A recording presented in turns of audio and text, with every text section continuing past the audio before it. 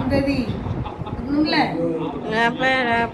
போட்டுமா நான் நல்லா இருந்தா போதுமா இல்லையா வைத்து போட்டோம் பிள்ளைகள் செத்தால் பரவாயில்ல எனக்கு கவலை இல்லையா நான் பிள்ளைகள் சந்ததி பாதுகாக்கப்படணும் கஷ்டத்துல இருக்கணும் ஏன் எப்பவுமே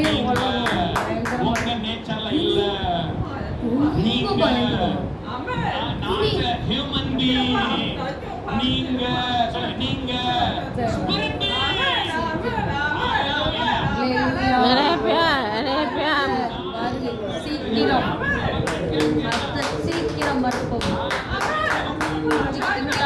இந்த இப்போ உலகத்தில் பாருங்க சீக்கிரம் வரும் எப்படி நோவா காலத்தில் பயங்கரமாக இருக்கும்போது நோவாவை கட்டு கற்று போல நீங்கள் இப்போ நீ கத்தரை பிடித்து கொண்டீங்கன்னா கத்த வரும்பொழுது உண்மை சேர்த்து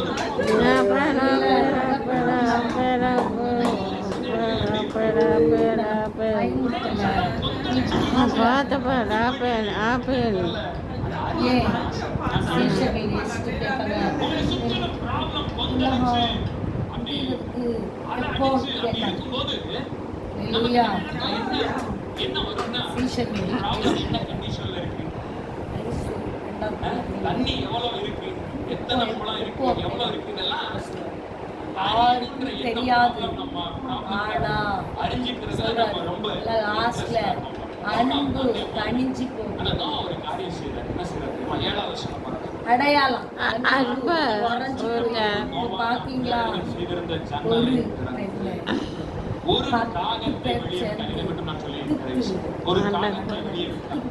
அது புறப்பட்டு பூமியின் மேல் இருந்த ஜலம் வற்றி போகும் போகிறதும் வருகிறதுமாய் பின்பு பூமியின் மேல் ஜலம் குறைந்து போயிருக்கோ என்று அறிவு ஒரு புறாவை தன்னிடத்திலிருந்து வெளியே பூமியின் மீதே தன் உள்ளங்காட்டை இடம் காணாமல் திரும்பி வேளையில் யுத்தங்கள் நடக்கும். செய்தியை இன்னும் 7 நாள்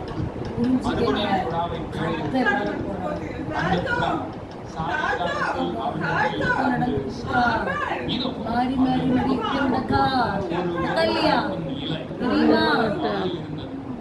தெரியுமா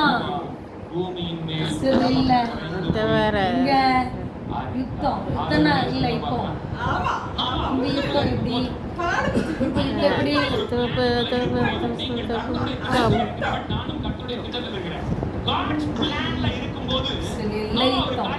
ரஷ்யால யுத்தம்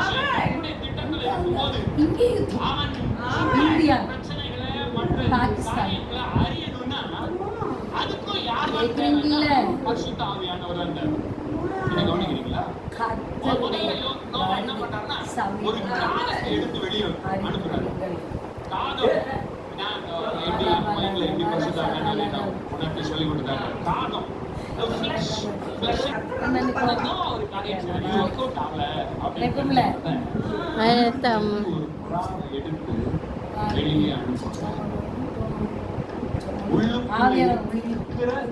ஒரு புறாவை வெளியே அனுப்பினார் பாருங்க.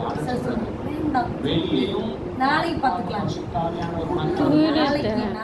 நாளைக்கு உள்ளே பரிசுத்தாவியான நாளைக்கு கடவுளே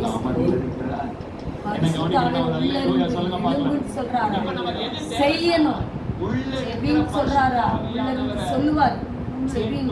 விருப்பத்தை கொண்டு வருவார். செவி தெரியாத